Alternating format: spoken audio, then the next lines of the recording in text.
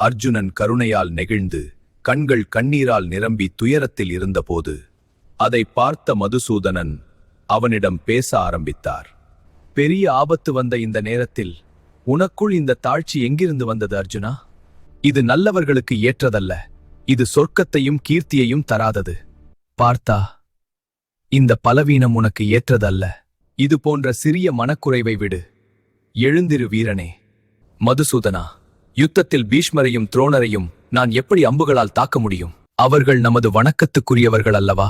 மதுசூதனனே, மகத்தான என் ஆசான்களை நான் கொல்வதற்கு பதிலாக இந்த உலகில் பிச்சை எடுத்து பிழைப்பதே நன்று. அவர்களை கொன்று பெற்ற செல்வம் மற்றும் நாடு இரத்தத்தால் களங்கமானவை ஆகிவிடும். எது நமக்கு நன்று என்பதை நாங்கள் அறியவில்லை. நாம் ஜெயிப்பதா அவர்கள் ஜெயிப்பதா? யாரை நாம் கொன்றால் நமக்கு வாழ விருப்பமே இருக்காதோ அப்படிப்பட்டவர்கள் நம்முன் நிற்கிறார்கள். பலவீனம் என்னை ஆட்கொண்டதால் தர்மம் குறித்து குழப்பமடைந்த நான் உன்னிடம் கேட்கிறேன். எது எனக்கு நன்று என்பதை தெளிவாக சொல்லுங்கள். நான் உன் சீடன், உன்னை சரணடைகிறேன். என் மனத்தையும் உள் உணர்வுகளையும் வாட்டிவிடும் இந்த துயரத்தை நீக்க எந்த வழியையும் நான் காணவில்லை. பூமியில் பெரிய ராஜ்யத்தையும் தேவலோகத்தின் ஆட்சியையும் பெற்றாலும் கூட இந்த துயரம் நீங்காது. ரிஷிகேசனிடம் நான் யுத்தம் செய்ய மாட்டேன் என்று கூறிய அர்ஜுனன் பின்னர் மௌனமானான்.